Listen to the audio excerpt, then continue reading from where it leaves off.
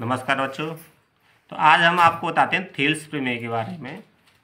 एक गणितज्ञ थेल्स उन्होंने लिखा था कि किसी त्रिभुज में एक भुजा के समांतर कोई समांतर खींची गई रेखा त्रिभुज की दो भुजाओं को समान अनुपात में विभाजित कर देती है। तो इस पे सबसे पहले हम एक त्रिभुज लेंगे ए बी सी। दिया है त्रिभुज ए बी सी। इसमें क्या करते हैं कि इसके साथ में दिया है कि एक भुजा है यानी बी सी, उसके समांतर एक रेखा खींच दी हमने यहाँ से, और ये हो गया डी और ई, ये भुजा होगी। इसमें डी ई समांतर बी सी। तो डी ई समांतर बी सी है, यानी त्रिभुज ए बी सी में डी ई समांतर बी सी, यानी इस रेखा के इस भुजा के समांतर ये रेखा है डी ई, ये दिया है। और इसमें सिद्ध करना है आपको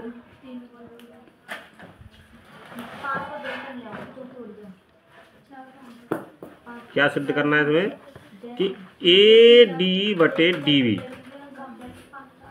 ए डी बटे डी बी बराबर ए ई बटे ई सी, ये प्रूव करना है। यानी इसका और इसका जो अनुपात है वही अनुपात इसका और इसका होना चाहिए, ये प्रूव करना है, आपको सिद्ध करना है। तो इसमें हम क्या करेंगे, इस त्रिभुज का क्षेत्रफल निकालने के लिए हमने एक लंब डाल लिया इस तरह से, और यहाँ पे लिख लिया हमने रचना में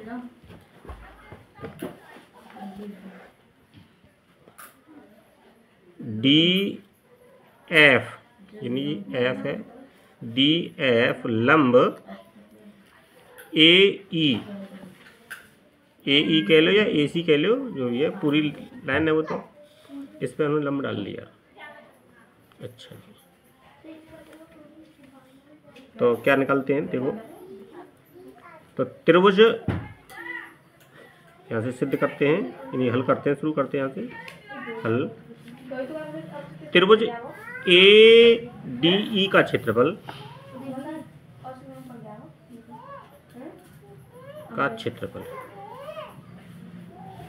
क्या होना चाहिए, भुजा और उस पर लंब, यानी 1/2 त्रिभुज की एक भुजा और उस भुजा पे लंब। तो क्या हो जाएगा ए ई गुणा डी एफ।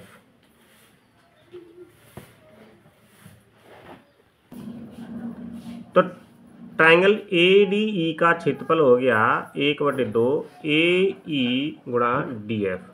जैसा कि आप जानते हैं किसी त्रिभुज का क्षेत्रफल निकालना हो तो उसकी भुजा में उसके संगत लंब का, शीर्ष लंब का गुणा करते हैं और 1/2 कर देते हैं, ये हो गया। अब इसी तरह से आपको निकालना है इनका इस क्षेत्रफल, कौन कौन से का, इनका, यानी कि त्रिभुज ई डी सी का क्षेत्रफल, ई डी सी का क्षेत्रफल। सेम तरीका है, ये भुजा हो गई और इसके सम, इसी पे लंब कौन सा माना जाएगा, ये माना जाएगा। तो 1/2 भुजा ई सी हो गई और गुणा लंब कौन सा हो गया, डी एफ। अब दोनों त्रिभुज में यानी इक्वेशन नंबर 1 हो गई और ये इक्वेशन नंबर 2 हो गई। अब 1 में 2 का भाग देते हैं,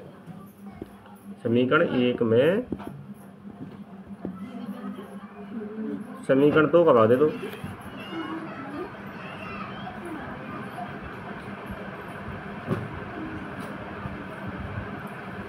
तो क्या निकल के आएगा, त्रिभुज ए डी ई का क्षेत्रफल बटे त्रिभुज ई डी सी का क्षेत्रफल बराबर क्या निकल के आएगा, 1/2 AE गुणा DF बटे 1/2 गुणा EC गुणा DF। तो 1/2 से 1/2 कैंसिल हो जाएगी, DF से DF कैंसिल हो जाएगी, तो क्या निकल के क्या AE बटे EC, यानी त्रिभुज ADE का क्षेत्रफल बटे त्रिभुज EDC का क्षेत्रफल बराबर निकल के आया AE बटे EC, यानी इसका क्षेत्रफल और ये इसका क्षेत्रफल निकल के जो अनुपात निकल के आ रहा है वो क्या आ रहा है कि यानी ये भुजा AE यहाँ से लेके यहाँ तक और यहाँ से लेकर यहाँ तक, इन दोनों का जो अनुपात है वही अनुपात इन दोनों के त्रिभुजों का अनुपात है क्षेत्रफलों का। इसी तरह से अब हम चलते हैं, कौन सा, अब चलेंगे ADE का क्षेत्रफल और EDB का क्षेत्रफल निकालते हैं। इसी प्रकार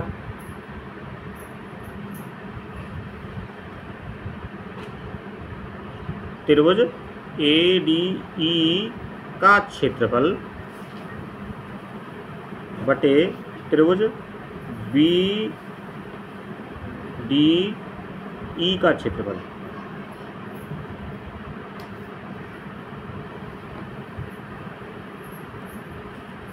जैसा कि पहले हमने देखा था कि इस त्रिभुज का और इस त्रिभुज का यानी दोनों सटे हुए थे और इनकी एक भुजा थी AC, उसके दो पार्ट थे AE और EC, तो उनके अनुपात में आ गया था AE बटे EC के में। इसी तरह से यहाँ पे ही बन रहा है कि ये त्रिभुज है और ये लाइन है तुम्हारी, तो इसके अनुपात में आना चाहिए। तो हम क्या करते हैं, इसे सीधा कर लेंगे कि AD बटे DB इसे आना चाहिए। ये हो गया तुम्हारा 21 नंबर 3 और ये हो गया 21 नंबर 4। अब देखना क्या है कि ऊपर भी यहाँ ADE का क्षेत्रफल है, यहाँ भी ADE का क्षेत्रफल है, यहाँ EDC का क्षेत्रफल है, तो यहाँ BDE का क्षेत्रफल है। ऐसा तो नहीं कि ADE और BDE दोनों बराबर हों, यानी EDC और BDE दोनों बराबर हों। देखो याद करो, कक्षा 9 में आपने एक प्रमेय पढ़ी थी कि दो समांतर रेखाओं के बीच में कितने भी त्रिभुज हों, अगर उनका आधार बराबर है, सेम है, यानी एक ही आधार पर दो समांतर रेखाओं के बीच में कितने भी त्रिभुज बनाए जाएं, उन सब का क्षेत्रफल समान होता है। यानी दो समांतर रेखाओं के बीच में एक ही आधार पर बने असंख्य त्रिभुजों का क्षेत्रफल समान होता है। ये देखें, तो इसी तरह से यहाँ पे दो समांतर रेखाएं DE और BC और इनका आधार एक ही है, यानी DE। इस पे जितने भी त्रिभुज बनेंगे सबका क्षेत्रफल समान होगा। तो इन दोनों में क्या होता है, त्रिभुज AEDC का क्षेत्रफल बराबर त्रिभुज BDE का क्षेत्रफल।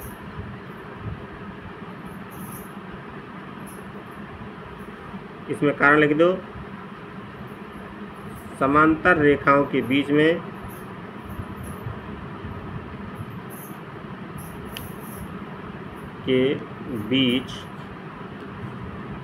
समान आधार पे